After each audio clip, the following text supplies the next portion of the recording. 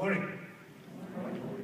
My name is Thomas Lyle, and I am the president of Academy Class 21313. My fellow recruits and I would like to thank everyone for being here today. On behalf of this graduating class, I would like to begin by thanking God for bringing all of us together. I would also like to thank friends and family members for their support in helping us make it to this day. It's been a long 15 weeks for all of us, and well worth every minute. I want to share with you some of our experiences during the Academy, and before I do, I would also like to thank all of our instructors and assistants. The instructors that we've learned from are currently serving in various fields of law enforcement, or are retired members that are still dedicated to law enforcement and want to give back a portion of their expertise to the next generation of recruits. We have had many instructors from many departments with many different specialties, and their diverse backgrounds in law enforcement are a major asset for new recruits. From the first day of our academy experience, we knew right away that the bar would be set very high for us. On that first day, we were welcomed in by the academy director, Mr. White. Our professional orientation began only minutes after start of class.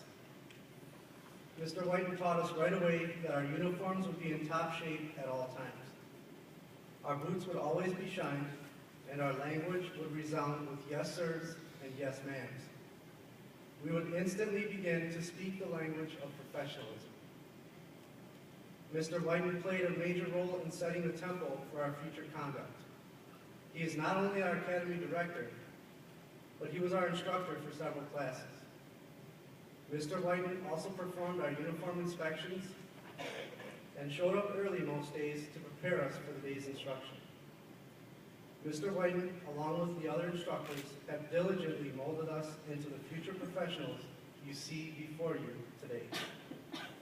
Thank you, instructors, for your efforts. Now that I have shared a little about our instructors, let me tell you about some of the experiences we had as recruits. As we began our training, there was much work to be done in the classroom. Lectures, PowerPoint presentations, and a seemingly endless supply of tests kept us eager to get onto the shooting range, driving track, and into the mat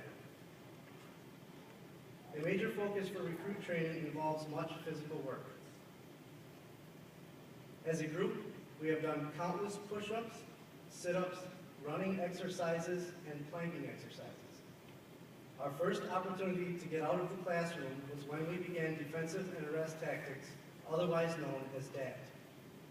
This is where we learned the methods of applying physical force to make an arrest and how to defend ourselves against an attack. We spent many hours in the mat room practicing various strikes, decentralizations, handcuffing, and the use of alternative weapons to defend ourselves. This is also the time that we learned what it really means to sweat. It is amazing how much body heat can be retained inside of a bulletproof vest. In order for us to complete that training, we had to demonstrate our competency with every tool carried by law enforcement officers, including oleoresin capsicum, otherwise known as pepper spray. This is when we really started to bond as a class. Every recruit received a dose of OC spray and then had to subdue an instructor clad in red man protective gear. Within 1 minute of being sprayed, most of us had tears and snot running down our bright red faces. After successfully controlling red man and firing 3 shots of simunition rounds, we were escorted outside. We assisted each other through agonizing pain for about 30 minutes until the effects began to wear off. During that training, we also began firearms training. On the firing range, we learned how to safely and effectively handle a firearm in many situations. We fired rounds on target from various distances, shooting positions, and lighting conditions. At this point, between that and firearms, some of us had started to acquire nicknames. As the only left-handed recruit on the firing range, Mr. Bullock quickly earned the nickname Unicorn. We all had quite a laugh over his new nickname, but he accepted it with a smile. Our Top Gun competition was the highlight of our firearms training. Following our state firearms qualification test, Top Gun was our opportunity to show off some of the skills we had learned. Each recruit was matched up in a single elimination style bracket against a randomly selected opponent where we had to hit all targets and be the fastest one to hit them. The overall top gun for our class was Mr. McCarty.